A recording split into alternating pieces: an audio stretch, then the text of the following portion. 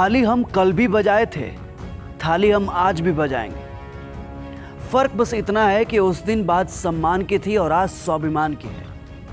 सफेद आकाश देखकर बारिश का अंदाजा मत लगाइए साहब, बादल कभी भी आ सकता है। सुबह का मंजर शाम होते होते हद तक बदल सकता है।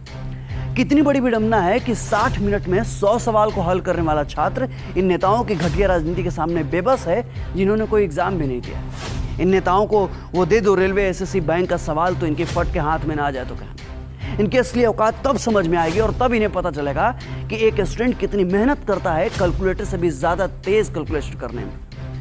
बिना किसी एग्जाम के कुर्सी मिली गई है तो ये स्टूडेंट का दर्द ये क्या खाक समझेंगे?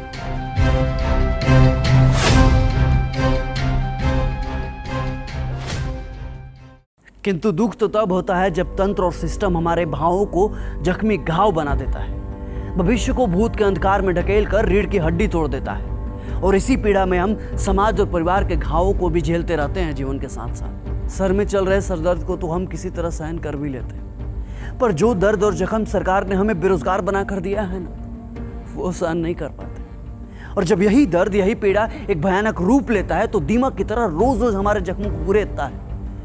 और कभी कभी इस दर्द की पीड़ा हमारे लिए असहनीय भी हो जाती है। फिर भी ऊपर बैठे वोट की टकटकी लगाए हुक्मरानों को हमारी दर्द की चीखें सुनाई नहीं देती, और सुनाई देंगी भी कैसे? छलावे का हेडफोन जो पहन रखा है दोनों कानों में। किंतु धमक इस बार गूंजेगी और जाएगी आपके कानों तक, क्योंकि हम वही हुआ है जब देश में जरूरत पड़े तो कलम से शांति भी लिखते हैं और जरूरत पड़े तो कलम से क्रांति भी लिखते हैं। हमें इस कदर बेबस मत कीजिए साहब कि हम सृजन का कार विध्वंस में लगा दें।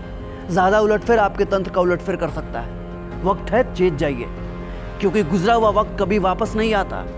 ये वही जनता है जो आपको अर्श से फर्श तक पहुंचा सकती है, तो इन्हें आपको फर्श से अर्श तक लाने में ज्यादा वक्त नहीं लगेगा।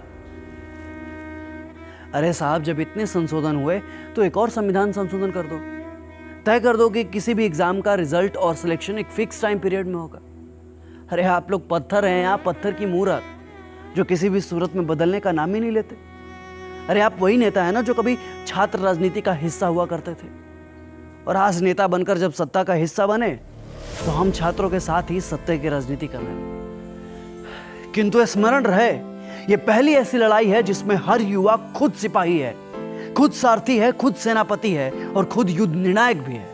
अब बस जरूरत है तो इस आग को अपने भीतर जिंदा रखने की। जो कभी हिम्मत टूटे तो सोचना अपने माँ बाप के बारे में जिन्होंने तुम्हारे आंखों में अपने सपने को पलते देखा है। उस दिन को याद करना जब तुम तैयारी के चक्कर में रक्षाबंधन में घर नहीं जा पाए थे। तुम्हारी त्याग, तुम्हारी तपस्या ही तुम्हें बल देगी। और याद रखना, ये लड़ाई सिर्फ आज के लिए नहीं है, बल्कि आने वाली पीढ़ियों के बारे में भी है, जो आने वाले समय में प्रतियोगी परीक्षाओं के अथाह समंदर में कूदने वाले।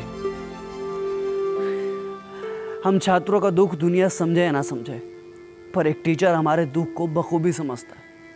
जरा सोचिए ना, क्या बीतती होगी उस शिक्षक पर जो दिन रात मेहनत करके पढ़ाता है, युवा पीढ़ी को खड़ा करता है, रिसर्च करता है कि आने वाले एग्जाम में किसी भी बच्चा का सिलेक्शन न अटक जाए।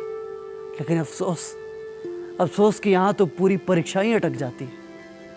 लेकिन इस बार हम नहीं अटकेंगे, क्योंकि इस बार हमारे शिक्षक भी हमारे साथ हैं।